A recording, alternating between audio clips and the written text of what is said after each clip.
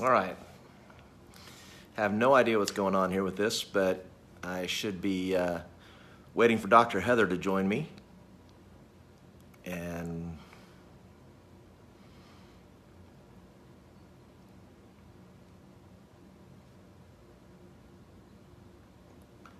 also getting instructions while I do this, since I'm never know what's going on here.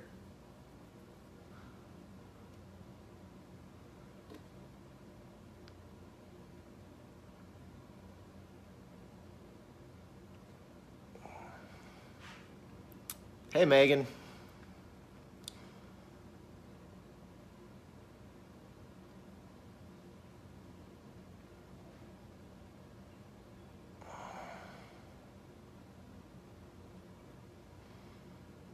Just waiting. I'm still missing Dr. Heather joining me on this live.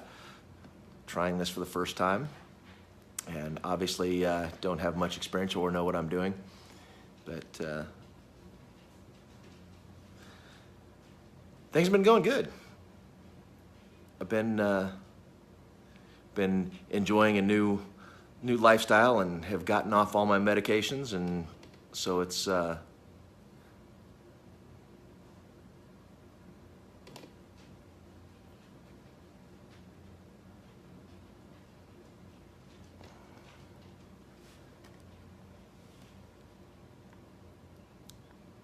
I see more people popping up. Hey, Nikki.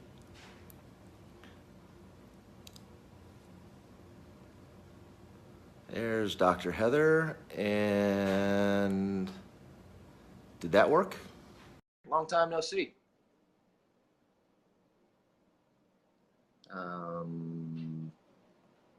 Well, okay, there. I think I'm adding Hey, Dr. are Heather you on in. your Hey! Hey Dave, are you on your computer?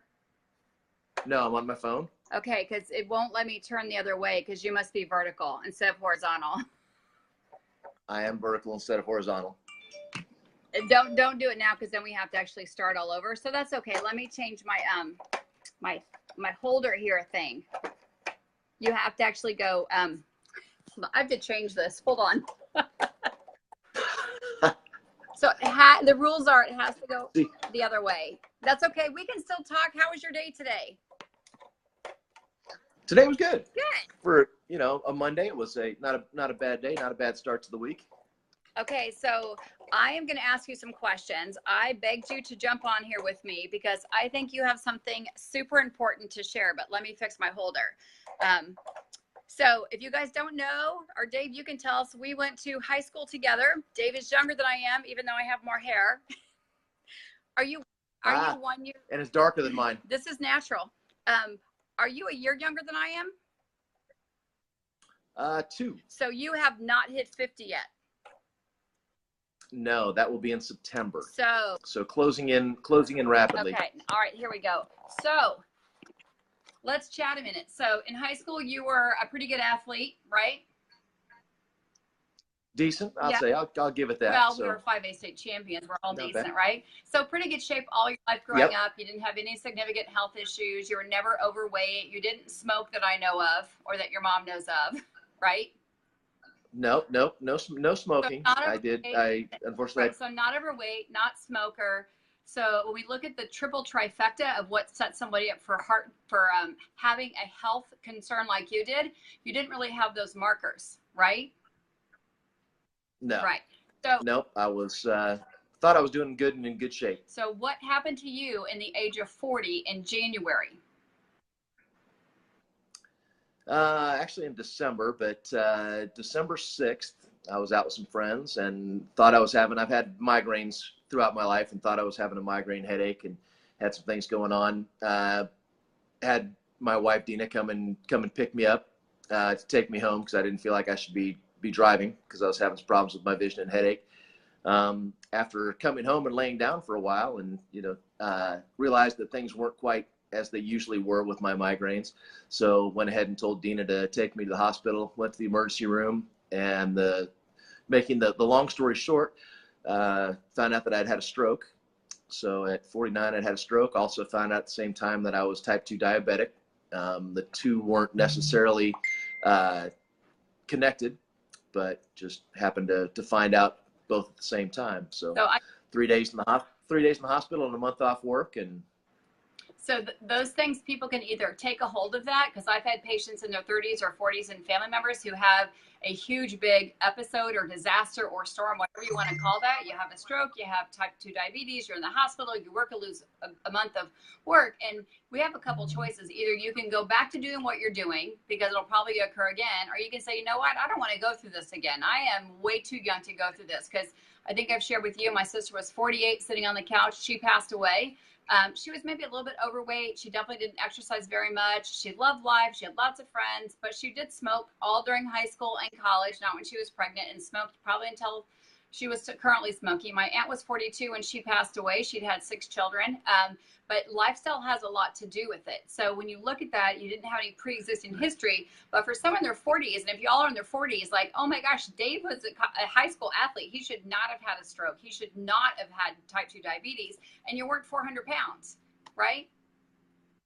No, I was, not in the best of shape, but, decent. My, athletics had slipped and done things, but, I was, thought I was taking care of myself fairly well. So it was, or well enough. I certainly wasn't expecting to, go down that path with doing things. And well, and after treating people for 20 years, no one expects it to happen. But if you look at the statistics, it's going to happen to somebody. So fast forward that you took a month off of work.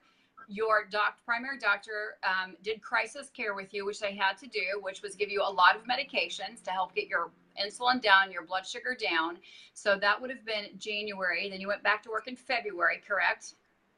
That's about right. So yeah. Blood sugars were averaging what, and you've been a good patient. You were monitoring your blood sugar, which I have half the patients that I can't get them to even check it. They're like, I just check it every 6 months. I just take my prescription medication. So what happened in February and April? Things were going along fairly well. I changed the diet, went, on the doctor's recommendation, jumped super low calorie, tried to, was trying to lose weight. My goal was to lose, 40 pounds or so, at that point, get down, to a reasonable weight, and do some things there. And I was heading along on that path. I was, starving myself to death and, trying to see how few calories I could eat in a day, and, how I could get back to fitting, 3 and 4 meals into my day and doing things. But then lo and behold, a few months into that, and after I'd lost my primary care physician, I had a problem where over a 3-week period or so, I couldn't get my blood sugars below 250, no matter what I was doing with the medicine or anything else. So made an emergency room visit finally, because it was concerning enough to me at that point that decided it was time to see the. Share with people what your numbers were, because when I was in school, blood sugar used to be 75 to 95, and then we've had so many people trending up with their blood sugars. Now the norm is 85 to 100. So with medication, under a doctor's supervision, after an ER visit or two, your blood sugars are not coming down. How high were they? Because we know they should be 85 to 100, but yours with medication were running 200, 300. Theirs were staying around 200, 250. Not to 300, but I think 295 is probably the highest that I ever saw, with my things. But 250 is where I was at when I went to the emergency room and doing things. So their answer then was to double my medication, so double up the strength, and head down that road. And that got it down and worked for a while. And actually, that's where I was at when I started this discussion with you initially. Yeah, and I can't tell you, I feel more blessed as a healthcare practitioner. My goal is always to help 1 million people. I want to help family and friends first, because that's what I care about. So I was super touched when you said, what are you doing? And so you've simply said, what are you doing? Because what I'm doing, what you are doing, isn't working, because they doubled your medication. And we're not pointing fingers at doctors. This is what they're taught to do. This is crisis care management. You went on the diet, you starved yourself, you cut your food and stuff in half, but yet your meal still doubled because you were feeding off the wrong energy source. So tell me your takedown of our conversation. Well, I was searching for something else, and I'd seen some posts and some things on Facebook and things from you and the group, and just wanted to look. And actually, Dina and my wife and I had both talked about making some lifestyle changes and doing some things together. So when I saw some things about ketogenic diet and doing these things, I decided to reach out and say, hey, what are you talking about? What are you doing? What's going on? Is there a chance that, this could be helpful in our situation and what we're going through and what we're doing? And through some long conversations, we decided that was a direction, or, something we wanted to take a look at and seek out and search. So. Well, I feel super blessed and honored that y'all did reach out to me. And the first thing we did is we talked about what you were currently eating, because I'm not your treating physician and you were in between physicians. But what we do know is that food can kill or food can heal. So you've taken all the standard medical advice under crisis care. You're in between doctors. And I simply had you cut out some of the garbage. And so what was the first thing you cut out? Was it soda or tea or something? What was it?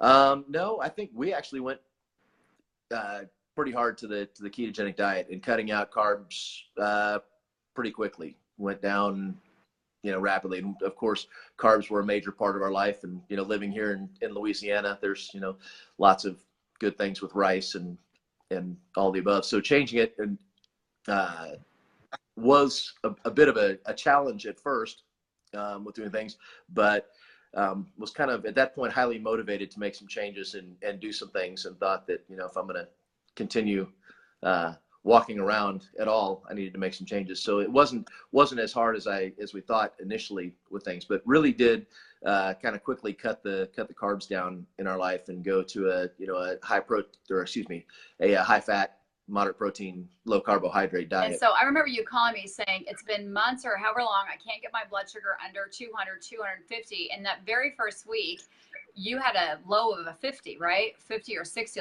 Yeah, I had some things that I'd never experienced before, and was out and about, and, some feelings. And I didn't understand what low blood sugar felt like, because I hadn't seen that probably in years, because I don't know how long I was diabetic before I was diagnosed. But yeah, had blood sugar dropping into the 50s. I was out shopping, and, all of a sudden felt weird. Went out, maybe I had to test my blood sugar. Went out and tested it. It was in the 50s. And so I'm, grabbing a chocolate bar. And I said, eat Coke, because first thing I know. Right. Eat fat, eat fat. Yeah, right. Because but at the time, I didn't know what was going on. And that's true. Like, it's kind of what you're taught again. And when you're helping someone with this conversation, make sure they're connecting with their healthcare provider. And so the common misunderstanding is that it was the high fat, it was a low carb that made my blood sugar go low. But in fact, you were over medicated.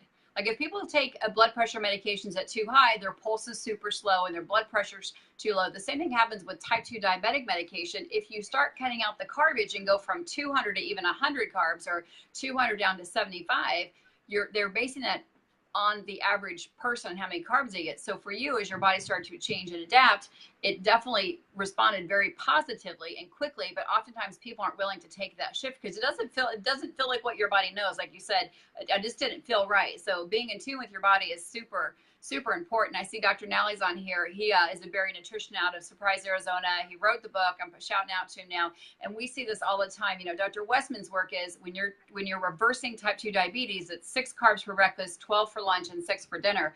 I often find you can't go that low that quick, because it's too much of a shock for the body. So if you're a person out there watching this and say, how do you reverse type 2 diabetes? Talk with a healthcare practitioner or a functional nutritionist, a dietitian that's functional, understands what a low carb ketogenic diet is.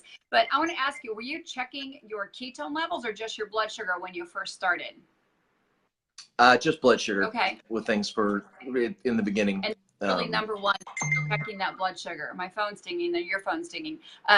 Mine is. I got all kinds of stuff going on here for some reason. Well, because you're telling people and you're giving them hope that you can reverse it, because often people get in the same thing. I remember I was at a family care practitioner conference, and they said, we made type 2 diabetic medication for people who are in their 80s, and we only had 2 or 3 options. Now we're diagnosing people, and Dr. Nally told me a 9-year-old, I see people in their late teens and early 20s getting diagnosed with type 2 diabetes.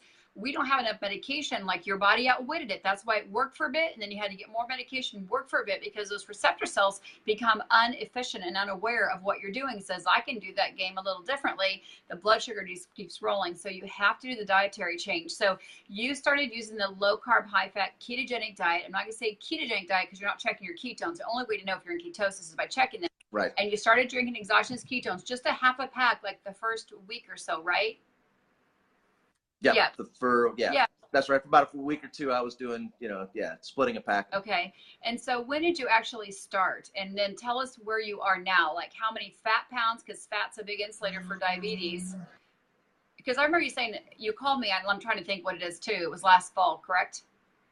It was, well, it's February, March. I don't remember, probably March Okay. or so when I started heading down this path. And yeah, well, within the first week or two, I started having issues with the blood sugar going too low Right. with things. And with some advice there, ended up, cutting my medication in half, and doing that and continuing with the, high fat, low carb lifestyle, and ran down that. Are you loving the food you're eating? I absolutely do. And like you said, And it's easier. it was surprising because when I first started dieting after the stroke, I was fighting starving all the time. The typical things that people talk about with the normal, American diet, or what we've been told for years. So dieting that way, I was starving constantly, wasn't seeing the results, and doing things. As soon as I switched to a high fat, low carb diet, didn't have issues with hunger, didn't have issues with energy, was feeling great, out and about, able to do more, and started seeing results instantly. Like I said, with the lowering the blood sugar, dropping immediately, having to drop cut the medication in half, and then 2 months after that, dropping medication completely, but and controlling just with diet. I think that's amazing. Some people, like, they try it for a week and it doesn't work. They don't get the results, or it's too confusing, but you do have to allow your body that time. You've given your body the time to adjust to it. And you haven't been perfect, correct? Like, there was a time like it kind of fell off the wagon. We kind of need to get going again, and that's okay. But if you're on diabetic medication, number one thing is just check your blood sugar. I don't care how many times a day, 2 hours after you eat, when you wake up, make sure you're knowing what you're doing with your body. And I'm not here giving any medical advice. I just think it's so important that you can give people hope. People like you in their 40s having a stroke, my sister, my aunt dying because of pulmonary embolism in their 40s. It's real people that I care about. And knowing that now you can say you're not diabetic. I mean, that's so important for your brain health and body health. And then what's wonderful is you had the support of your lovely bride. She said, I'm going to do this too. And then you said she's lost more inches than I have. And you guys don't know where you lost the inches. It could have been, in the front yard, but wherever the inches went away, they went away. And I think that's so important to have that accountability and support and work with a healthcare provider that can help you move forward. So I've been bugging you to get on here so you can give people hope. I don't have a diabetic story. I've not been diabetic. I can talk about my mom, but people get in their 70s, people like, to be expected, when you're in your 60s or 70s, but definitely not in your 40s. And people that know us, definitely not Dave Lubert from Paola High School, Paola Panther, big physical, good shape guy. You're in the military, we're in college. Like, we didn't expect someone to be sick or have a stroke at the age of 49. So what's important now is as you start to move forward through your health, you did do the reboot last month, correct? Yes. Okay, and how? Yes, last month was the first, and ready for number 2 here in a week. How'd your blood sugar do?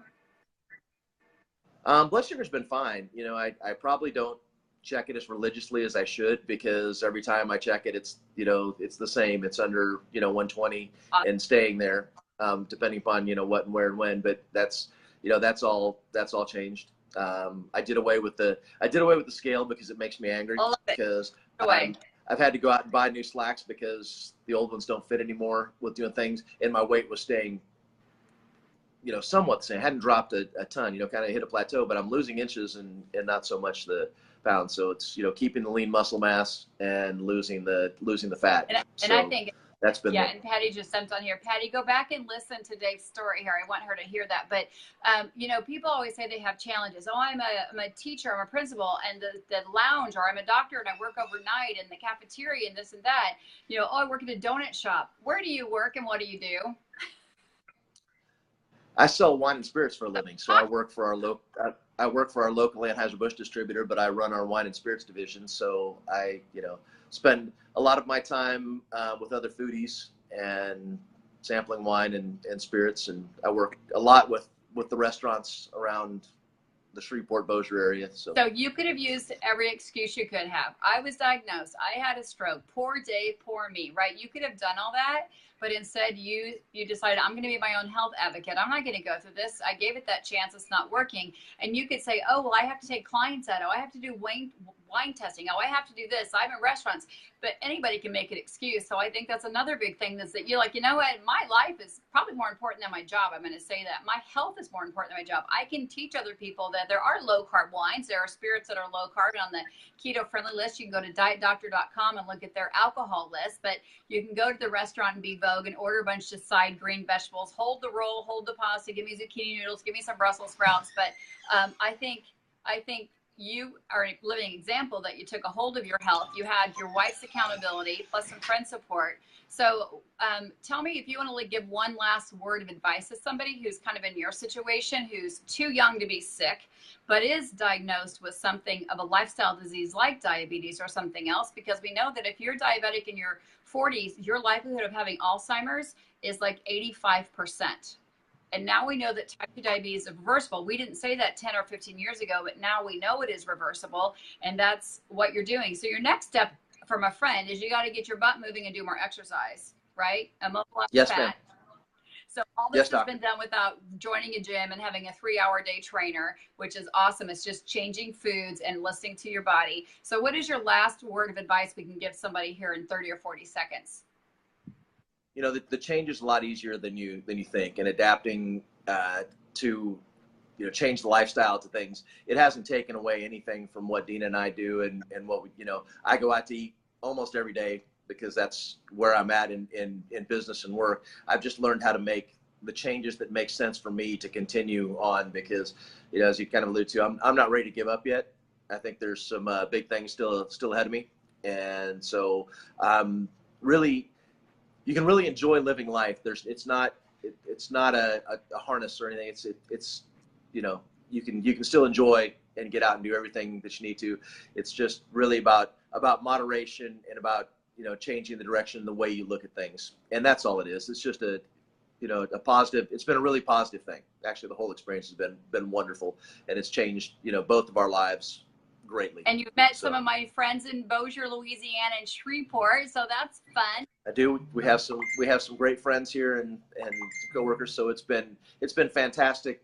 Also connecting with old friends, like, you know, that haven't seen in a while. Can't wait to have an opportunity to travel back to Kansas City, or for you to head down south and get together again. But it's been a fantastic experience, and just the first step of a great journey. So really enjoying it. I love that, and thanks for jumping on. I know I kind of took the anchor out of the water and threw you in the boat and said, you know, women will talk all day about their healthcare and crisis and this, but I think people need to understand that at your age, at our age, that we can actually be an advocate. We don't have to live with the condition or diagnosis as long as you're willing to do the work. And like you said, it's been easy, and I think people need to hear that. So Dr. Nally saying, keep up the great work, Dave. So thanks, Dr. Nally. Yeah, love and appreciate that. And how much bacon do you eat a day, Dr. Nally? And Dave, how much bacon do you eat a day? Or how much bacon does Dina cook a week? Well, actually, most of the cooking gets done for me, but I will say that I don't know how much I eat necessarily, but we purchase a lot of bacon. Now it's, you know, purchased 2 pounds at a time, and probably that's a couple times a week. So, yeah. Yeah, I think we cook that's another great part about a high fat, low carb diet is bacon. And I love that too. We cook 6 pounds. We're like, okay, everyone gets like 2 to 3 pieces a week because we're getting ready to leave on vacation. So our house is on the eat down. But my kids will grab a piece of cold bacon. And 21, 6'6", could do anything they want. Drive, have a credit card. Just came in, took 2 pieces of bacon, said I'm going to the pool, and I saw him walk. So it's a snack. I mean, it's not a whole food group. Not a whole food group, Dr. Nally.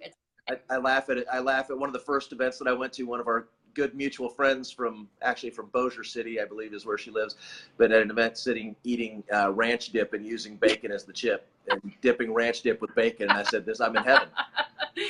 This is perfect. Absolutely. Well, please tell your lovely bride hello. We missed her face today, but thank you for jumping on here and getting out of your comfort zone, because you never know who you're going to inspire and what you're going to say. Again, I have my mom's diabetic story, but again, when you're 70 with the story, it's, to be expected, but she's off her medication. Well, she's down to 1 because the doctor has to keep her at 1 just in case.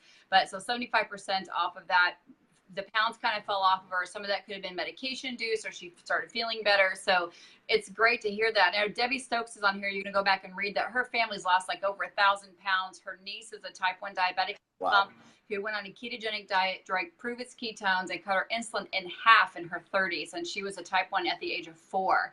So again, not overweight, not eating poorly, but just, you know, with an autoimmune disease. And that's what type 1 is. That was the card she was dealt with, so to speak, but she's handling it beautifully. So bacon is not a food group. No, it covers every food group. That's right. It's a protein. It's fat. If you dip in chocolate, like chocolate covered bacon, it's a little bit of a carb. So thanks, Dave. Again, thanks for joining on here. If you guys want to hear more, please. Appreciate it. Please reach out to Dave, private message. If there's someone from high school, from college there in Bossier, I mean, ask him how we did it. It's so easy. Get together, take him out to eat, and show him how to eat a slab of ribs and some coleslaw and call it good. Just leave the sauce on the side.